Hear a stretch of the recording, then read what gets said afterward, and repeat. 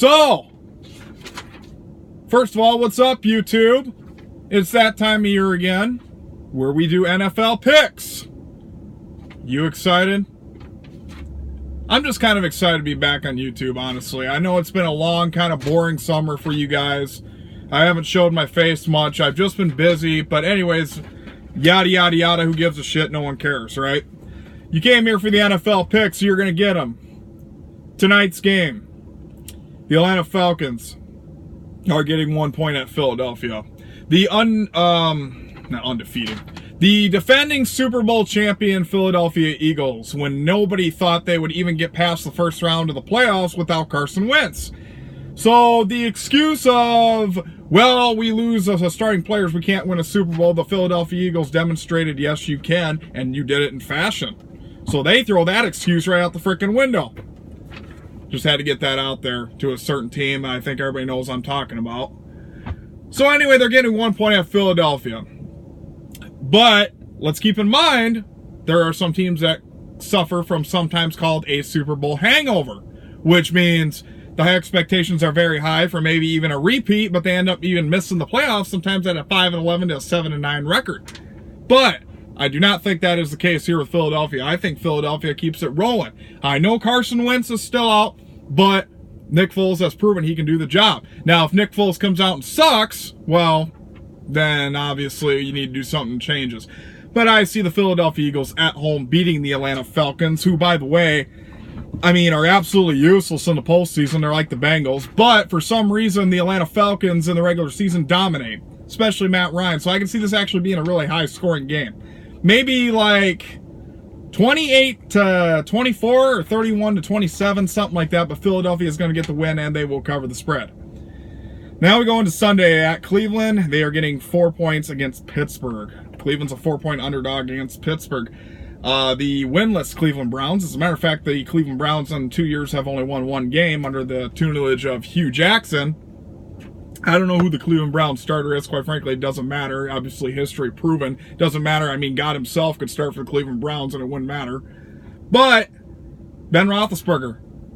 The Cleveland Browns, I think, will win a few games this year. I think they're going to be way better than people think because they're a young, upcoming team, and let's be honest, I think they're making really significant changes from what I've seen.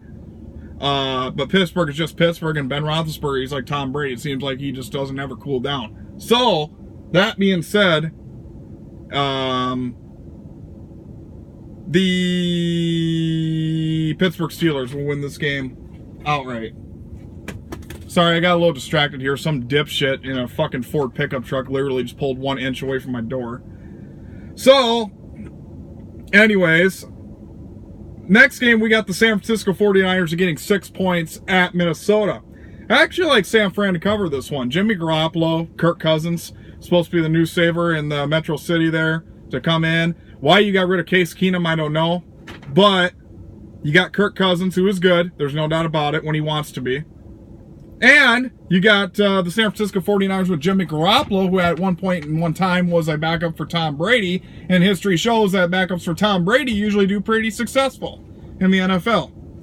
So, that being said, I like the Minnesota Vikings still at home, obviously. But San Fran, I think, will cover that 6-point spread. So give me San Fran with the points. Minnesota wins the game. Cincinnati getting 3 at Indianapolis. I don't know the state of Andrew Luck. Quite frankly, it really doesn't matter. Guys, I'm sorry. I know it's the beginning of the year and it's week 1 and, you know, everybody starts over. The only heroes the Cincinnati Bengals have been to for the last 5 years is maybe the Buffalo Bills because we got them in the playoffs for the first time in 20-something years, whatever it was. But other than that, what's there to be happy about being a Bengals fan? I mean, we still got the same product. Marvin Lewis, Mike Brown. Everybody was thinking, oh man, look how good the Bengals looked last year towards the end of the season. Yeah, they can look good when nothing fucking matters, when nothing's on the line. But I guarantee you this, if they had to beat Baltimore the last game of the season last year to get in the playoffs, you bet your ass they would have choked. That's just what they are. And it's sad because notice I said I didn't support the Cincinnati Bengals as a team. I don't support the product they're doing and the people running it. I think it's a joke. I think we're going to have another year of suffering as Bengals fans. I'm honestly expecting a 5-11 season. Honestly. That's kind of what my expectation is. It's just, I just can't see the same group of people who've had chance after chance after chance and proven they can't do it. I hate to be negative, but I got to go with the Colts here, and believe me, this win for the Colts don't mean shit. So, but yeah, the Colts will cover and win the game.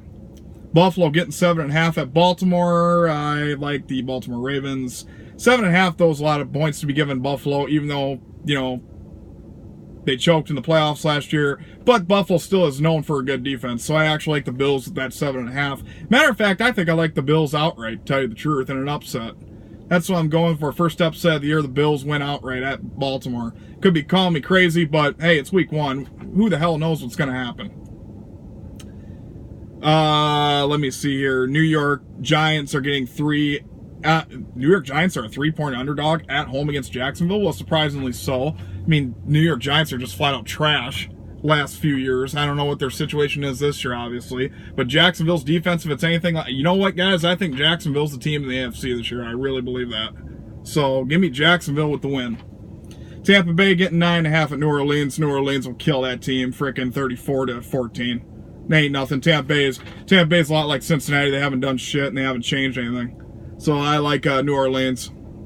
Houston getting 6.5 at New England. Come on, Tom Brady, man. Everybody wants dog. He's going to be 42 this year, but hey, man, he gets it done. I mean, what other guy? He just gets it done, and he will get it done. Although I will say, the last time Houston played New England, Houston actually did surprisingly give them a run for their money. So I'm not going to say they're going to cover, but I'm going to say Houston's going to keep it closer than people think. Maybe like, I don't know, 31-21, but it's going to be closer than people think. I don't think this is going to be a blowout, but I like New England to win. Miami Dolphins getting 1.5 at home against Tennessee. No one gives a shit about that game. I will take the Miami Dolphins at home. Screw it. I don't know why. I just got no reason to. Who cares about that game? Kansas City getting 3.5 at the LA Chargers. Another game, really, honestly, who cares? I like Kansas City. LA Chargers. The only reason you relocated to LA either is because you were copycatting or you moved because you've been the only freaking loss or the only win the Browns have had in freaking 2 years. I don't know, one of the two, but I like Kansas City. Seattle getting 3 at Denver. Come on, man. Seattle is the way better team than Denver, I believe. Denver's got a decent defense. I know it's at Mile High, and I know it's tough to win there, but I don't know the quarterback situation, if it's Trevor Siemian or Paxton Lynch or who the hell knows, but I like Seattle. Dallas getting 3 at Carolina. Cam Newton, Dak Prescott.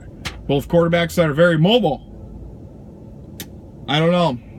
I think Dallas might have a disappointing season. I just got a funny feeling about it. At Carolina, I got to go with Carolina at home. Pains me to do it, but I hope Dallas wins, but I got to go with that at home. Washington getting 1 point at Arizona. Well, ever since Kirk Cousins left Washington, I don't know who they got now. Arizona, obviously with Carson Palmer retiring. Arizona's starting fresh, so this is probably a rebuild year for both these teams. So in a game that really means nothing to me, I'll take Arizona at home.